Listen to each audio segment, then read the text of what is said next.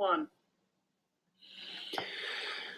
Hi, my name is John Granberry, and this is my EDL 955 facility audit. This is Riley County Grade School, and this is where I work currently as assistant principal. I've been here for 4 years, and kind of give you a breakdown of the school demographics and the community demographics. This is kind of an overview of the school and the community.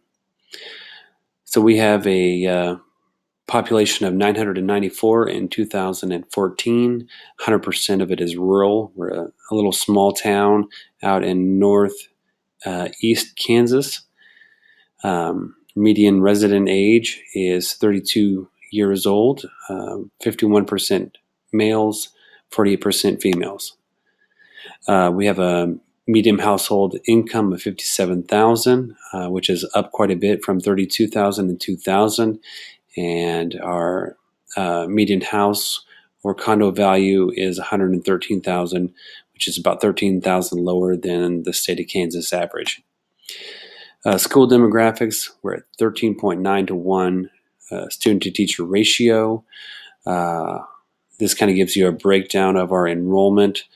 We are a pre-K through 8 building, 89% white, 6% Hispanic, 3% dual race, 1% black. So not a lot of diversity, but we do have a lot of respect at our school for students and of different races, different ethnicities.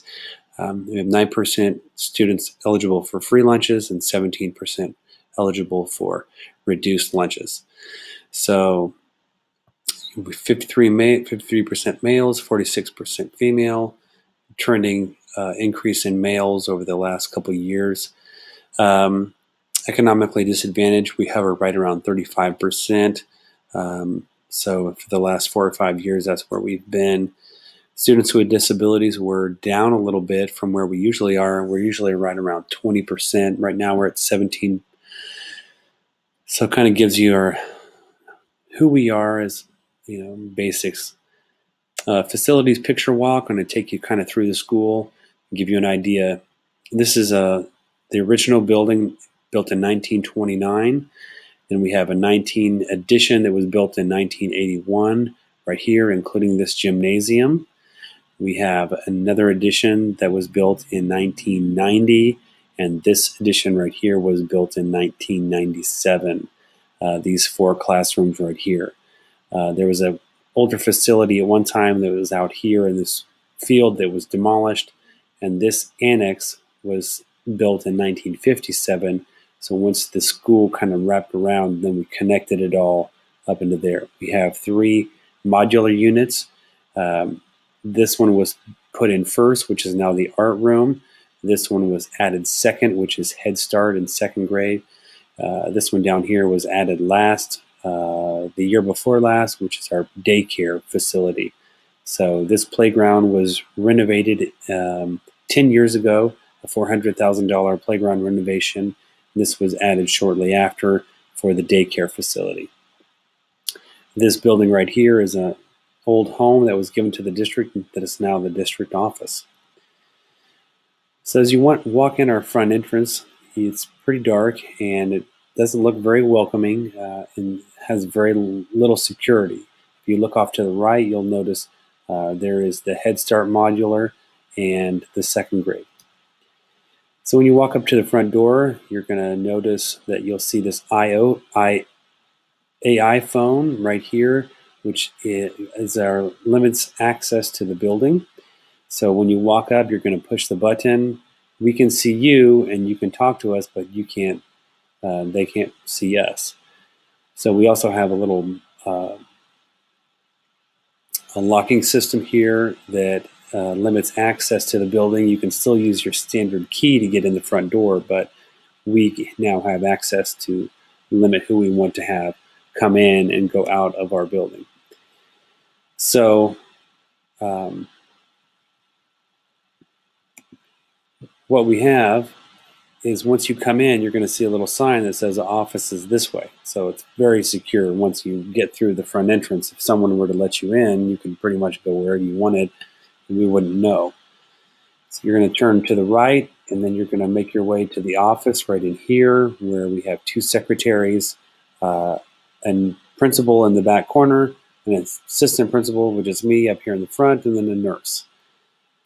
So I'm going to walk down to the kindergarten classrooms now, and you're going to see a lot of ground settling. This is very common in our building. These cracking here, cracking above this doorway. You can see we have almost an inch or more of displacement because cold ground settling after the cold weather construction, and we have a lot of ground shaking due to the Fort Riley artillery being less than 10 miles away from us, and it just shakes the ground. You can see in this area, this whole section right here has fallen at some point. You can see that there's an inch or more over here and an inch or more over here where this whole section has fallen. You can almost stick your hand, if this hadn't have been caulked at one time, you could stick your hand in this area right here. This is in the boys' gym locker room. You can see that how much cracking has gone on. This is going to be addressed by our bond issue. At one point, we had the floor mud jacked with the polyurethane foam. This cost $17,500. And since that time, you can see the floor has dropped again. At one time, this was level, setting right on top of the carpet. Looking at carpet replacement, this is that carpet that I was just showing you as our facilities needs list. This carpet and this entryway ramp area are next on the list to be replaced. All of the other carpets in our school are in much better condition, but this is the next area.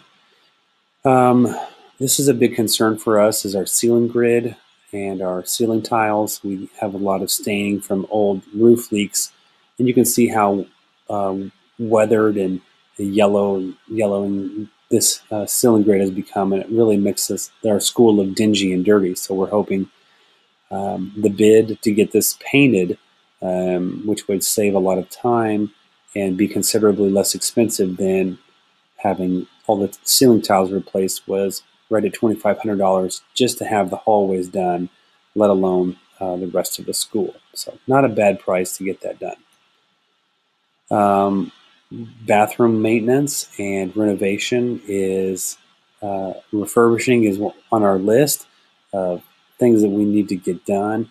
It doesn't look too bad, but when you get up and look close, it's not very good. Our janitors have done at our building a pretty good job of keeping the lime scale off of our sinks, which is hard. We have hard water, and you'll see that later on in the video. Again, that bathroom renovation. This is a bathroom that's out by the 1957 annex, barely big enough for two people to fit in there.